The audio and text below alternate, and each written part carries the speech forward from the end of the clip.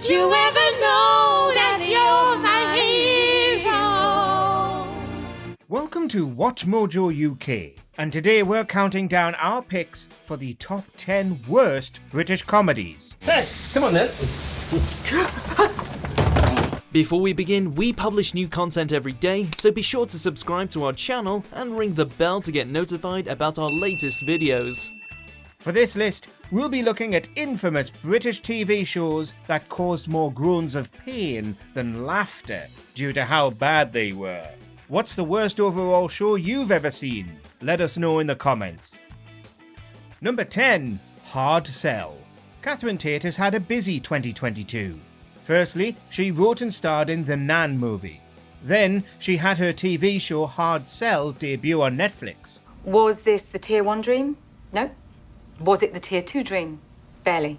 It's one of Tate's first goes at a sitcom, as her bread and butter has been in sketch shows. This mockumentary series showcases life inside a prison, with Tate playing a range of characters.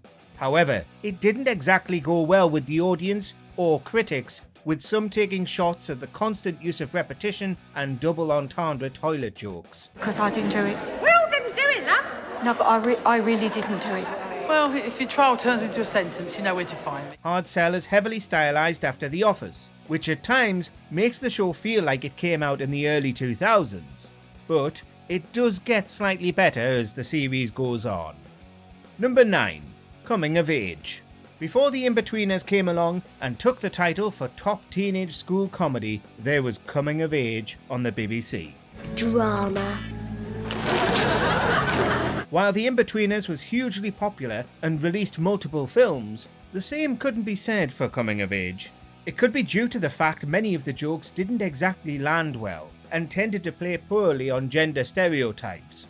On top of this, many of the complaints point to the annoying and very immature characters. You all right, Pete? What? Yeah, all right. Yeah, it's not too bad. Just figuring out a way to get Jazz to kiss me. But the biggest issue was its vulgarity and awkwardness. It also focused on obvious innuendos that have all the subtlety of a caffeinated bull on rollerblades in a fragile china shop during an earthquake. Look, why don't you just shut up and get out? Okay. Don't leave me, I'm sad. Number 8. Brighton Bells.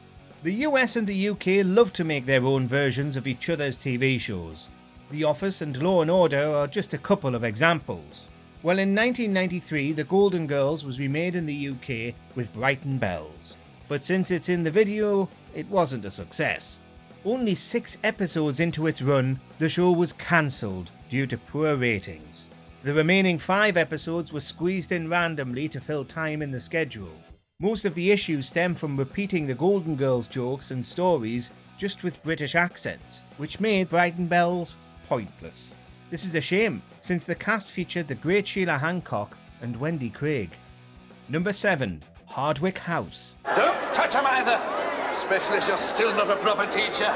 My room, string vest. It's not every day that a show is cancelled after only 2 episodes from a double bill premiere, but that was the fate of Hardwicke House in 1987.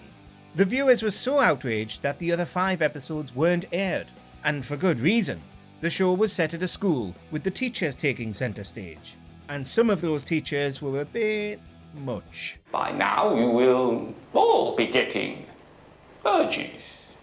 Urges which you cannot always. History, maths, English, French, and geography. Especially as one was hinted to have slain multiple people, and another took a very unhealthy interest in the kids. One episode even featured a schoolgirl being graphically electrocuted, and had a copper with a schoolboy on a lead. The unaired episodes did end up on the internet, but be prepared for shocking, uncomfortable humour. You dozy pillock. Come on, boy. Number 6. Bottle Boys. The starring role of Dave Deacon in Bottle Boys was originally written for Jim Davison, so that should give you a good idea of its quality. Oh, you lucky beggar. You chat her up? Would have done, except for one thing. She was married, eh? She was a fella. Instead, the role was given to Robin Asquith, who was known for doing the Confession series of films in the 1970s. Beyond a theme tune that will worm its way into your brain and have you chanting it at inappropriate moments, the show had little going for it. The story involved a football-loving deacon who worked as a milkman. He often tried to sleep with as many women as possible on his rounds. Yep, even in 1984 it felt horribly outdated. Critics slated the show. Some called this sitcom the worst ever. I mean, there's a hall full of people out there, to say nothing of Councillor Lynch. What am I going to tell them? I shall go outside there. I shall go outside there, stand there. I shall make an announcement. I shall tell them that Bernie Winters is indisposed. No? Number 5. The Holden Girls, Mandy and Myrtle. I love Johnny, but all he ever wants to do is gossip about people in the industry. I cannot stand that, so I just don't get involved. Some people might have been intrigued by a comedy featuring Amanda Holden and Lee, Keith Lemon Francis, but their interest would have fallen off a cliff after seeing this show. The Holden Girls, Mandy and Myrtle is a mockumentary about Holden attempting to persuade her nan to live with her. He does brilliant impression of Bruce Forsyth, actually. He does a really good impression of Bruce Forsyth. Anyone can do Bruce Forsyth. The show relied heavily on celebrities dropping in and lending their star power, but that didn't win over viewers. If anything, it annoyed them more, as the show had little depth. Francis as Myrtle was weird for the prosthetic makeup alone. Holden has a history of being in despised comedies. Back in 2009, she was in the short-lived circus sitcom Big Top. It regularly pops up on worst show lists. Hopefully it'll work. I'm from Doncaster. Things I've done for you. Stick your programme up your ass. Number 4. The Right Way. Ben Elton is a successful novelist, playwright, comedian and screenwriter with shows like Blackadder and The Young Ones.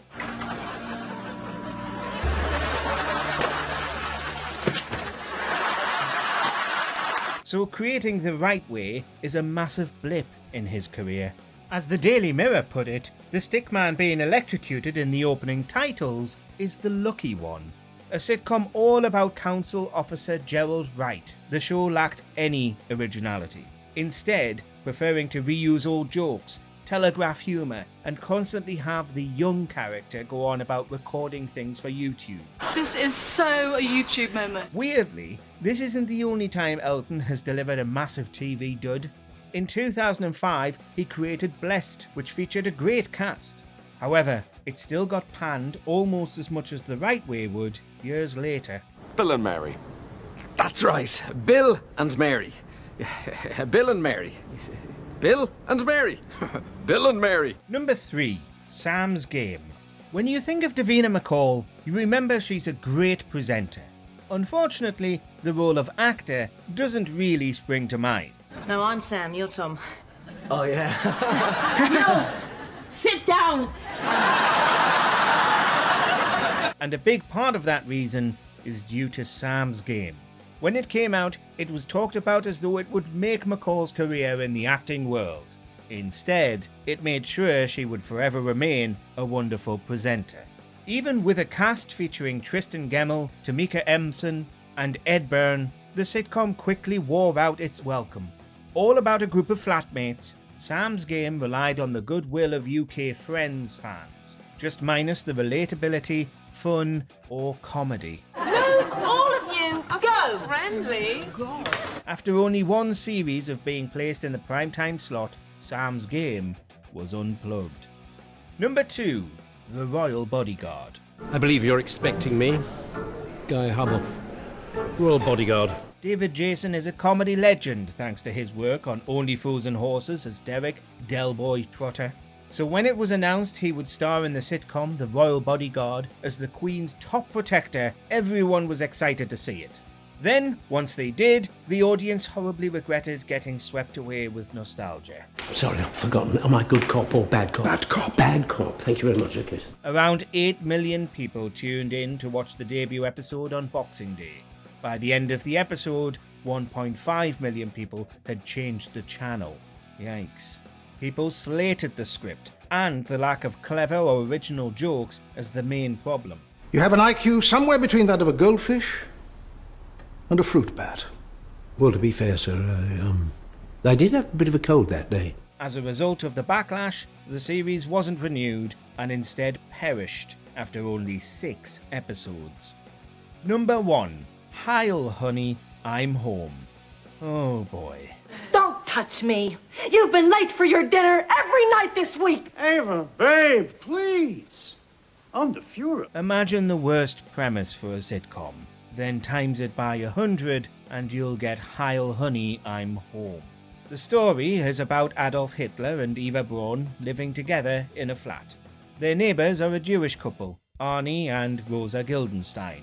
Hitler regularly makes his hatred of them known. Not surprisingly, it was cancelled after only 1 episode. I'll show him around the town, we'll have a few beers, he'll forget about Czechoslovakia. He'll think, hey, this Adolf Hitler is a regular guy. On top of trying to make Hitler funny, the show also tried to parody American sitcoms from the 50s. They were aiming for satire, apparently, but ended up instead just offending everyone. Other historical figures that were set to be parodied include Neville Chamberlain, Joseph Stalin, and Hermann Goering. Yeah, it's not shocking it didn't work out. Okay,